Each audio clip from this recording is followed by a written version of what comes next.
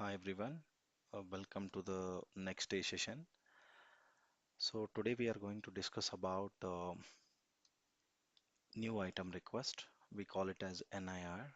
So we are going to discuss today in VL Academy what is all about NIR, why we need to use new item request, what is the purpose of it, in which situation we are going to use it, and we can see one classic example how it's going to be raised, who is going to be raised, who is going to be approved.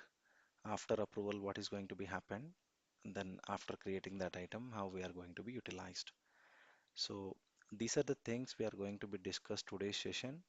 So let's get started. So the new item request, whenever we are going to use, we saw that earlier sessions.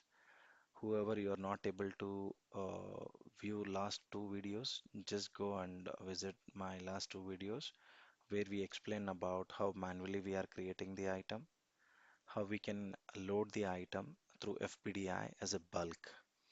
That I will give you in the end cards.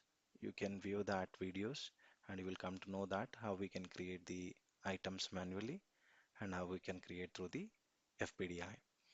So now this is then a third approach where we are not giving that access to the people where they can go and directly create the item. So what we are trying to do it here. So we are giving a request or we are giving an access them to request for an item, any new item. So it will follow the workflow and it will send for the different departments approval. Once it got approved by the different people, finally that item it will get created in the Oracle Fusion. So what will happen? So the departments, whoever they are going to involve, because if I'm introducing a new item, that needs to be informed to the different departments like inventory department, purchasing department, sales department, marketing department. So it's not about informing, we are going to take an approval because it will reduce our duplication, because if I already have that item, there is no point to go and manufacture a similar or duplicate item again. So it will reduce our time and it will reduce the manual data entry issues, and the people they can review it. Is it really necessary to create new item for that? If any other item is already available, they can go and they can utilize for that. So that's how we can control the items. So we'll see that. So the items can be raised by a buyer. So if the buyer they wanted a new item, he can go and he can raise for a request.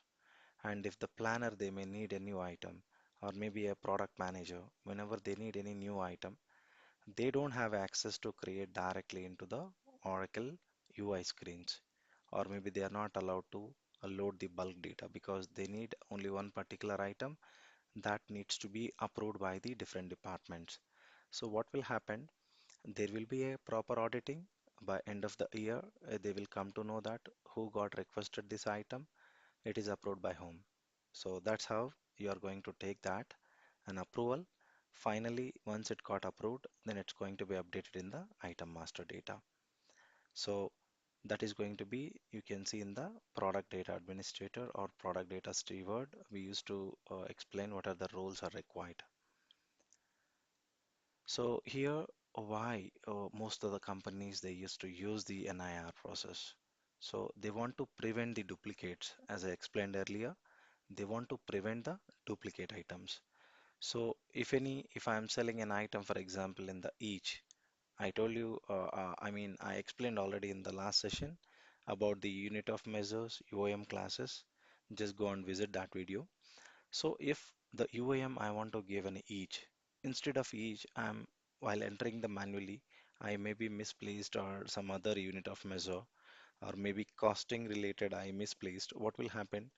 Once the item got created, the incorrectly, it will send the same data to all other departments because item is the key master data where you are inputting.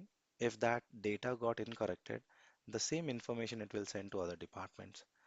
So that is the reason that item creation is the key part for any business. So I'm going to create that through the new item request. So where you are going to take an approval and it will be utilized for your auditing, okay? And that item is it's going to be created under that company standards, okay? So why we are following this approach? Why you are going with new item request? Because you are restricted, you are not giving any access, and it's going to be encouraged through the request based. Instead of giving that a direct access, they can go and they can update some information, they can go and they can create how many items they wanted.